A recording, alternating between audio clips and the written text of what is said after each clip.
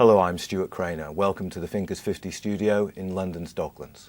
Today I'm talking with Jocelyn Davis, co-author of Strategic Speed. Jocelyn, welcome. Thank you. What do you mean by strategic speed? Strategic speed is a good question because the main reason we wrote the book is because we wanted to make a distinction between the way many people think about speed today, which is in business, which is to think of it as sort of a matter of going quickly from A to B, sort of like just a race or a lot of activity to sort of get a lot done.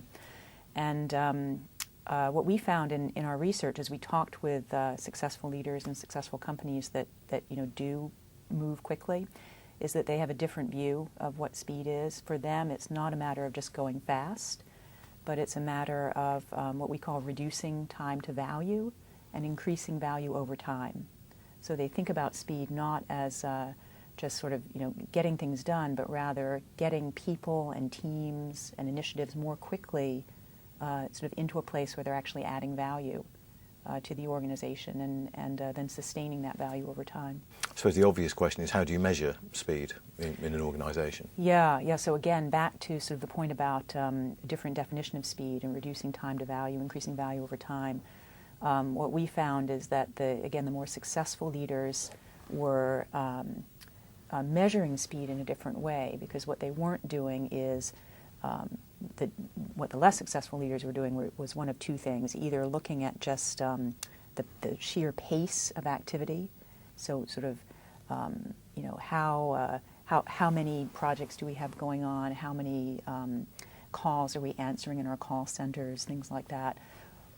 Or they were measuring, as I said, that just how quickly an initiative gets accomplished. So, how quickly are we getting from here to there?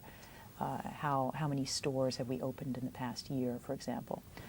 But the more successful leaders, the way they measure speed is more like sort of the track record on, if you think of it sort of a racing metaphor, it's not just one race, it's more what's your track record on that as a driver on that track over time? Are you how many races are you winning?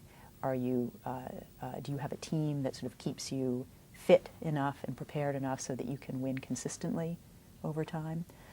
So it's more of a sort of two-dimensional way of measuring speed, if you will, rather than just one dimension. But speed generally is a dangerous thing, isn't it, for an organization? You can do things too fast. You can do things too fast, yes. And one of the most interesting things in our research and in the survey that we did is as we looked at the differences between the characteristics of faster companies versus slower companies, the faster companies actually did some pretty counterintuitive things. They were doing things like paying more attention to reflection, capturing learning, making sure that people are aligned before moving ahead, more attention to training, so when initiatives get started, actually even giving experienced employees training before they get going. So it's sort of the old mantra about sometimes you have to slow down to speed up. And we found that actually the faster companies spent a lot more time doing things that might look like slowing down at first, but those practices actually led them to be faster in the end. And you talk about clarity, unity, and agility. What do you mean by those terms? Yeah, so those are the three people factors, specific people factors that we found actually predict faster execution in organizations. So, even though those three words aren't anything new, I mean, people have been talking about clarity for a long time. The interesting thing that we found is that there are, we actually found 9 specific items or practices underneath each of those three things that are predictive of speed. So, under, for example, agility, one of the practices is actually about do people take the time to look at what they're doing, reflect, and capture the learning, and then course correct, depending on what's going on at the time. So those three factors, with the 9 items underneath them, are what we found really predict whether you're going to go faster than others in your industry or slower. So organizations are very good at processes, but not very good at managing their people and taking the people with them. Yeah, this speaks to, we actually call this first generation speed and second generation speed. First generation speed is what a lot of people paid attention to in business people in the 80s and 90s, with all of those processes or tools like total quality management and process reengineering and enterprise resource planning, all those acronyms, TQM, ERP, CFQ, et cetera, that were really focused on driving efficiency, getting more efficiency in organizations by streamlining processes, making processes more rational. And that was all great. That was helpful and did increase speed. But our point is that second generation speed now is about adding in the focus on people. Because, let's face it, you can have the perfect process, you can have everything mapped out absolutely beautifully, but if the people don't buy in, if the people don't move, then the work isn't going to move. It's quite depressing, really, that people are still forgotten. It is. And what's even more depressing is the fact that I think it's 50 to 70% of strategic initiatives in organizations fail to be executed on time. So there's still, despite all that emphasis on process reengineering and people trying to get things done more efficiently, there's still this huge gap in between what leaders would like to achieve in terms of execution and what's actually being achieved in organizations. There's not only about 30% of strategic initiatives actually get done on time. I suppose people might say that strategic speed is okay for smaller companies, but very difficult to achieve for larger organizations. And it's pretty impossible in some cases, because if you're a big organization, you simply can't be as quick. Is that true?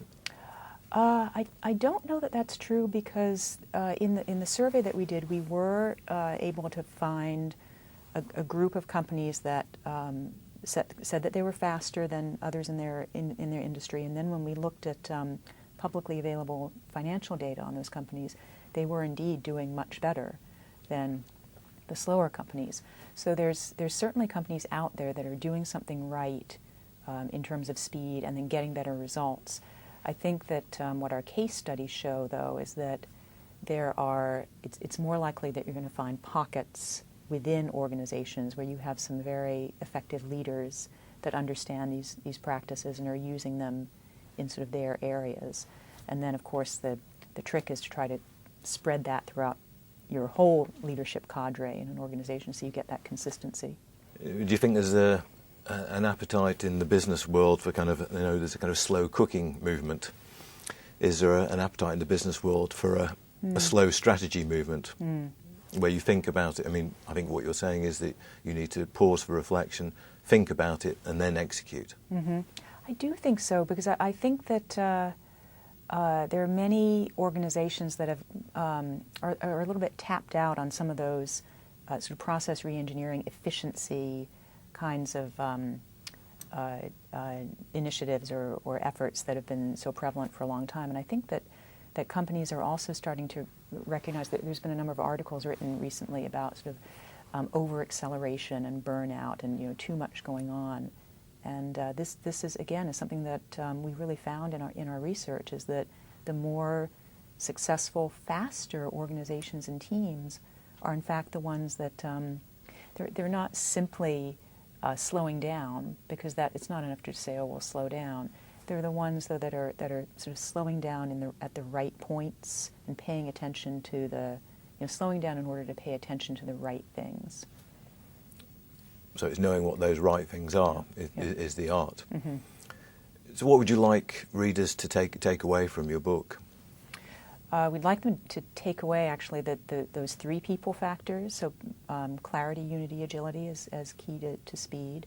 And then the four leadership practices that we talk about, which are affirming strategies, driving initiatives, managing climate, and cultivating experience. And at the end of the book, we have a whole section of tools and assessments that help you know sort of how are you doing on those people factors, how are you doing on those leadership practices, and then what should you do about it when you find that maybe you're not so good in a particular area. we have a lot of advice on. So, what should you specifically do? Are you optimistic about organisations? Because it seems to me it could be quite depressing if you think about the people factors are still neglected. There's still an emphasis on scientific processes, even now, despite all the books that have been written saying you've got to motivate people, you've got to engage with people. Are you optimistic about organisations actually having the capacity to learn? We are optimistic simply because we've seen the evidence that there are, again, not necessarily entire organizations, but leaders out there that really get it, and that really get what we're talking about in strategic speed, and are able to do some really impressive things in terms of accelerating execution in some very complex initiatives, very complex situations. So there's clearly people who are getting it right. Jocelyn Davies, thank you very much. Welcome.